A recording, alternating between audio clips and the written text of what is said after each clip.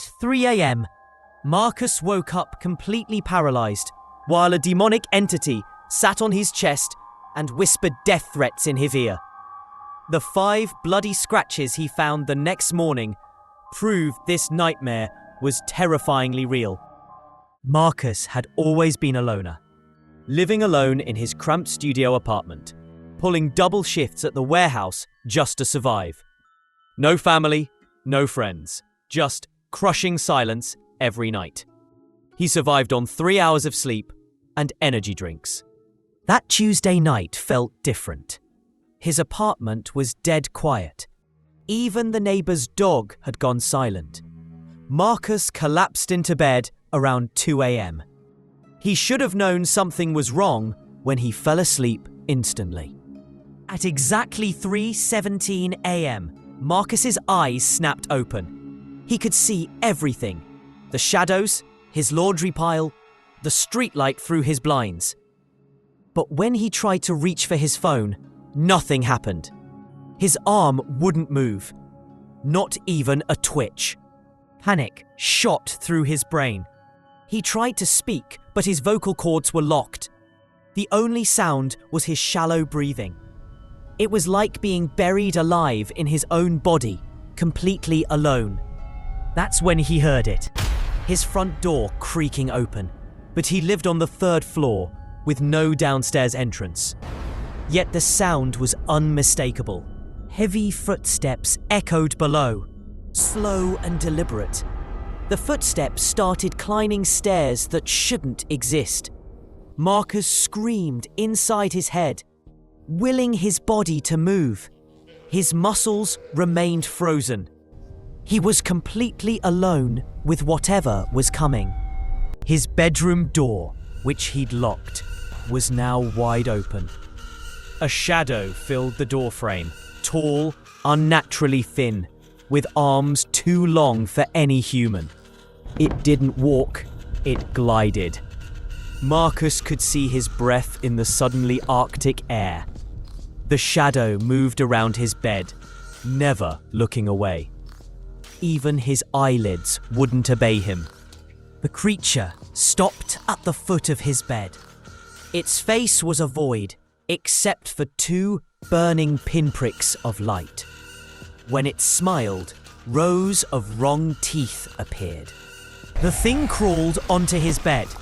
The mattress sagged under its impossible weight. Marcus felt his body sink into the depression. The creature straddled his chest, crushing down on his ribcage. Breathing became a struggle.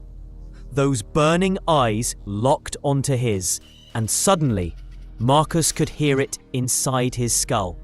"You're so tired, Marcus," the voice whispered, ancient and cold. "All alone, no one to miss you. Why don't you just let go?" It came closer until he could feel its cold breath against his cheek. It smelled like old graves. "Perfect. No one can see me but you." Marcus summoned every ounce of willpower. He focused on one finger.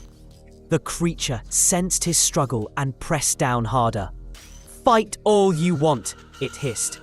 "I love the lonely ones. No witnesses. I've been visiting isolated sleepers for thousands of years. You can call me your last nightmare." But Marcus didn't give up. He thought about surviving another day. Slowly, painfully, his pinky finger twitched.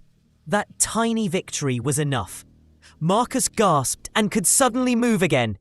He bolted upright, reaching for the light switch. The room flooded with light. The creature was gone. Everything looked normal. His scattered clothes, yesterday's coffee mug. But on his chest, 5 long scratches marked his skin. Scratches that hadn't been there before. Marcus called in sick to work the next day, something he'd never done before. He spent hours researching online, learning about sleep paralysis, a terrifying neurological phenomenon where consciousness returns before the body's natural muscle paralysis ends. The forums were full of similar stories.